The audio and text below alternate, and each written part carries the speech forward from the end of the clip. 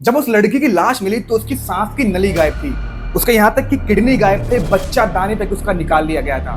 और उसका चेहरा पूरा तेजाब से इस कदर झुलसा दिया था जैसे 7 से 8 लीटर तेजाब उसके चेहरे पे डाल दिया गया हो। ये मंजर सिर्फ देख के ही नहीं, आपका सुन के ही कलेजा कांप जाएगा।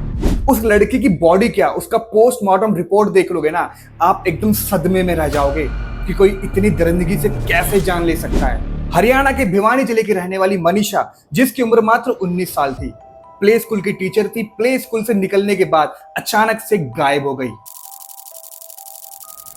तो दोस्तों, ये सारा किस्सा स्टार्ट होता है 11 अगस्त 2025 को, जब मनीषा सुबह सुबह अपने घर से निकलती है प्ले स्कूल जाने के लिए। वो प्ले स्कूल में काम करती है बच्चों को पढ़ाने का, ताकि उनके घर परिवार चल सके। प्ले स्कूल पहुंचने के बाद वो अपने पापा को कॉल करके बोलती कि पापा, मैं आज कॉलेज से घर लेट पहुंचूंगी क्योंकि वहां पे नर्सिंग के फॉर्म भरने वाले हैं। तो उसके पापा कहते हैं ठीक है। तो टाइम जब ज्यादा बीत जाता है, शाम को 6:20 पे मनीषा अपने पापा को कॉल करती है। तो उसके पापा जब फोन करते हैं तो मनीषा का फोन स्विच ऑफ बताता है। उसके पापा हैरान हो जाते हैं कि शाम हो गई है और अभी तक वो घर नहीं पहुंची है। तो उसके पापा दोबारा कॉल करते हैं, 3-4 बार लगातार कॉल करते हैं, लेकिन मनीषा का फोन स्टिल स्विच ऑफ बताता है। उसके पापा चिंतित होकर तुरंत जाते हैं उस कॉलेज में जहां पे उनकी बेटी जाती थी पढ़ने के लिए। तो वहां जाके पता चलता है मनीषा वहां पे आई ही नहीं है। वहां के वो कर्मचारी बोलते हैं। उनके पापा को कुछ गलत लगता है। फिर वो जाते हैं पुलिस वाले के पास। पुलिस वाले से कहते हैं कि मेरी बेटी अभी तक घर नहीं पहुंची, शाम होने वाली है। तो पुलिस वाले पहले तो उनकी बात सुनते नहीं, इनको इग्नोर करते हैं। फिर कहीं बाद में 2-4 घंटे बाद उनकी बात सुनते हैं, उनके साथ जाते हैं कॉलेज। तो जब पुलिस वाले उनसे पूछते हैं तो वो कर्मचारी कहते हैं, जो कि नशे में धुत हैं एकदम, वो कहते हैं यहाँ पे कोई मनीषा नाम की लड़की नहीं आई है। तो ये सुन के उनके पापा का दिल सहम जाता है और पुलिस वालों के कहते हैं कि ये गलत हो रहा है, कुछ ना कुछ जरूर गलत है। और पुलिस वाले पता क्या कहते हैं? पुलिस वाले बोलते हैं, अरे आपकी बेटी भाग गई होगी, आराम से शादी वादी करके कार्ड घर पे आ जाएगा, आपका टेंशन मत लो, 2 दिन में अपने घर आ जाएगी, आप जाओ खाना पीना को ऐश करो।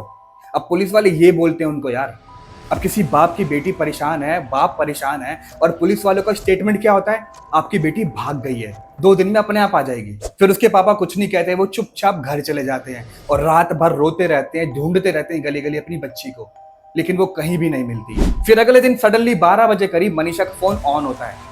उसके पापा जब तुरंत कॉल करते हैं नोटिफिकेशन देखने के बाद, तो वो फोन दोबारा स्विच ऑफ बताता है। फिर दोस्तों, 2 दिन बाद जिस बात का डर होता है वही होता है। मनीषा की लाश अगले गांव में किसी खेत में पड़ी मिलती है। फिर जब लाश मिलती है, उसका पोस्टमार्टम होता है। उस पोस्टमार्टम में लिखा होता है कि मनीषा की सांस की नली गायब है, उसके फेफड़े गायब हैं, किडनी गायब है, यहाँ तक कि उसका बच्चा दाने तक गायब है यार।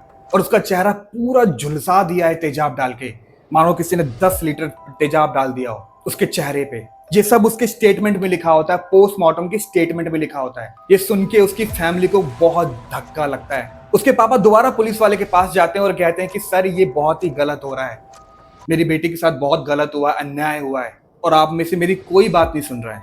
तो मनीषा के पापा पुलिस वालों के कहते हैं, जब तक इसके गुनहगारों को ढूंढ नहीं लिया जाता ना, मेरी बेटी का अंतिम संस्कार नहीं होगा। ये कभी भी आत्महत्या नहीं कर सकती। मेरे को इतना उसके ऊपर विश्वास है और प्रशासन करेगी, उसने आत्महत्या की है, मेरे को ना उसका न्याय सही है। अब दोस्तों, ये बात दिल्ली तक तो क्या, उस गांव तक भी नहीं पहुंचती, क्योंकि इस केस पे, इस बात पे कोई बात ही नहीं कर रहा। तो जैसे निर्भया के साथ हुआ था, जैसे बंगाल में कोई डॉक्टर लड़की के साथ हुआ था, वैसे भी इस बेटी के साथ हुआ है, लेकिन इसके खिलाफ कोई भी आवाज नहीं उठा रहा है। किसी को इसके बारे में पता ही नहीं है, और हो सकता है आपको भी इसके बारे में पहली बार सुनने को मिल रहा हो।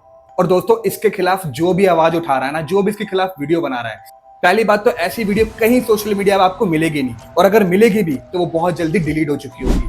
और जब मनीषा की लाश मिल जाती है तो उसके पापा बहुत जिद करते हैं पुलिस वाले से कि उन अपराधियों को ढूंढो, और पुलिस वाले अपराधियों को ढूंढने के अलावा स्टेटमेंट चेंज कर देते हैं। बेटी के शरीर में पॉइजन मिला है, कोई ऐसी चीज़ भी उनके गले के ऊपर कोई ऐसा निशान नहीं था जिससे ये साबित हो सके कि उसको काटा गया हो। उन्होंने ये साबित किया डॉक्टर्स ने के अनुसार कि वो किसी जानवर के द्वारा खाया गया है।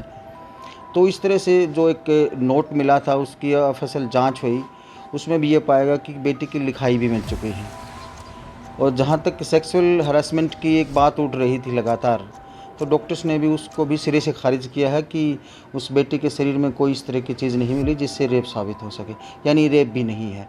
तो दोस्तों, मुझे लगता है कि इसके पीछे बहुत ही बड़े लोग बैठे हुए हैं, बहुत ही पैसे वाले लोग बैठे हुए हैं, जो कि पैसा देके ये केस दबाना चाहते हैं। और दोस्तों, हुआ भी कुछ ऐसा ही। 4 दिन बाद मनीषा के पापा जो पहले जिद कर रहे थे कि ये सरासर गलत हुआ है, मेरी बेटी के साथ अन्याय हुआ है। अब उनका स्टेटमेंट आता है, हमने जो कमेटी ने फैसला लिया है सारे समाज को इकट्ठा देख करके अपने हित में ही लिया है और कमेटी का फैसला ये है कि हम अपनी बेटी का संस्कार हिंदू रीति रिवाज के साथ मान सम्मान के साथ करेंगे और प्रशासन अपने काम पे लगा हुआ है, हम उनके काम से संतुष्ट हैं। अब दोस्तों ये खुद सोचो, पहले स्टेटमेंट कुछ और आता है फिर दोबारा चेंज होता है। तो दोस्तों मैं बस आपसे इतना ही कहना चाहता हूँ कि जैसे आपने निर्भया का साथ दिया, जैसे आपने बंगाल की उस लड़की का साथ दिया, वैसे ही आप इस मनीषा का साथ भी दो, क्योंकि जो भी इसके खिलाफ आवाज उठा रहा है उसकी आवाज दबा दी जा रही है। मैं आपको ये नहीं कह रहा कि मेरी वीडियो को लाइक करो, कमेंट करो, कुछ मत करो यार, सिर्फ इसको शेयर कर दो ताकि इसकी स्टोरी और लोगों को पता चल सके। और ये स्टोरी कोई नई स्टोरी नहीं है। आज देश में बेटियां सुरक्षित नहीं है दोस्तों, यहाँ तक कि सड़कों पे, खेत में, गांव में, यहाँ तक कि खुद के घर तक में सेफ नहीं है। और ये कब तक चलेगा? कब तक हम इंसाफ के लिए, हमें हमारी लड़कियों को, हमारी बच्चियों को इंसाफ के लिए तड़पाया जाएगा? और हमारी गवर्नमेंट वैसे तो 3600 बिल पास करती रहती है, लेकिन अभी तक कोई ऐसा बिल पास नहीं कर पाई जिससे कि हमारी बेटियां सुरक्षित महसूस कर सके। और न्याय सिर्फ अदालत में नहीं मिलता, न्याय तब मिलता है जब हम जैसे लोग साथ मिलकर खड़े होते हैं और एक आवाज बनाते हैं कि बस अब बहुत हो गया, अब और नहीं। और दोस्तों हो सकता है कि ये वीडियो डिलीट कर दी जाए और मेरी आवाज भी दब जाए, लेकिन जिसकी आवाज नहीं दबाई जाएगी वो हो आप लोग, वो है जनता। सो जस्टिस फॉर मनीषा। मैं उसके साथ खड़ा हूं, क्या आप लोग उसके साथ खड़े हो?